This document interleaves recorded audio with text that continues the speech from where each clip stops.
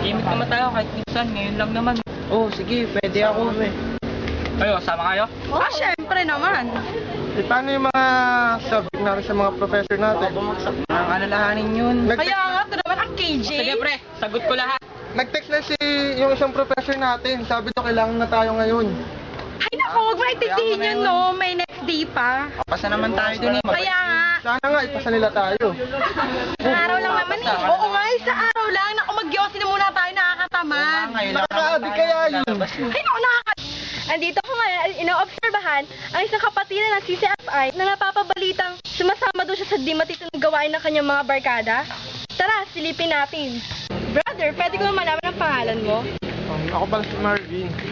So ikaw pala yung napapabalitang kapatiran ng CCFI na napapasama sa hindi magagandang gawain ng kanyang mga barkada? Anong masasabi mo dito? Actually, mahilig ako makisama sa mga barkada. Pero simulat sa pool na naging born again Christian ako, naging mas malalim ang pananampalataya ako dahil kailangan kong tulungan ng sarili ko para mailigtas ko kung dumating man yung panahon na, ayun nga, sinasabi nila ng Judgment Day. Kaya kailangan kong limitahan yung pakikisama ko sa mga barkada ko, tulungan ko yung sarili ko na hindi mapasama sa mga ganong bisyo. Kaya dapat, sana hindi lang ako yung maging ganong klaseng kabataan. Sana marami rin sa kanila na maging katulad ko. So, hindi po totoo ang kumakalat na rumor about kay Brother Marvin. Kita-kita naman po natin na malalim ang kanyang pananampalataya sa ating Panginoon. Ito po si Claudine Quito mula sa CNN, Now Na!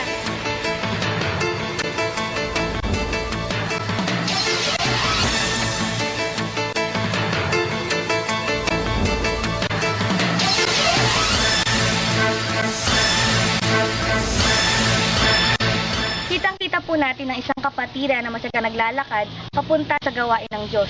Alamin po natin kung ano ang kanyang dahilan kung bakit siya nagtsatsaga sa paglalakad upang maka-attend lang sa mga gawain. Tara po. Hello, sister. Ano po walang pangalan niyo? Hello po, ako po si Sister Philip. Talaga po nakakatuwa kasi kanina po namin kayo na-obserbahan na masyaga po talaga kayo naglalakad para lang maka-attend ng gawain. Ano po ba yung nagpapatibay sa inyo para gawin ito? Ay po, talaga pong ito ginawa ko, naglalakad pag tuwing dadalo sa gawain kahit walang pira. Alam ko mahirap ang buhay ngayon, alang-alang sa pagmamahal sa akin ni Kristo. Ayun, talagang hindi ko hinahayaan na hindi ako makakadalo sa wala akong pera. Salamat sa Diyos sapagkat ang pag-ibig niya, siya yung nagbibigay sa akin ng kalakasan para makadalo sa kanyang gawain. Talaga pong nakaka-bless pala yung sharing nyo na yan, ano? At saan po ba kayo nagsisimba? Diyan po sa CCFI, diyan po ako dumadalo pag araw ng linggo. Talaga pong nakaka-bless yung ginawa niya, di ba? Kung tutuusin para lang sa ating Panginoon. At ito po Sherry Ann Murillo, nakikibalita para sa CNN, Now Na.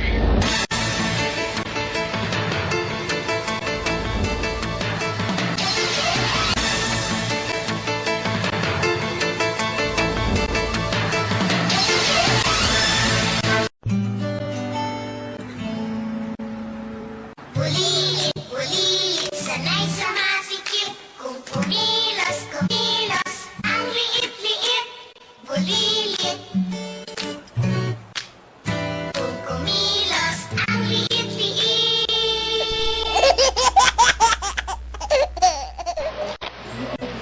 Kahit bulilit ako, nagpipray ako kay Lord.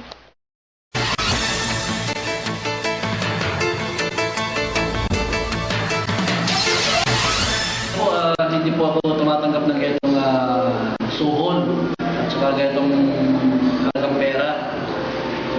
Una ho, may takot po ako sa Diyos at isa pa ako ay tunay na Kristiyano. Pasensya na po. Ganun po ba?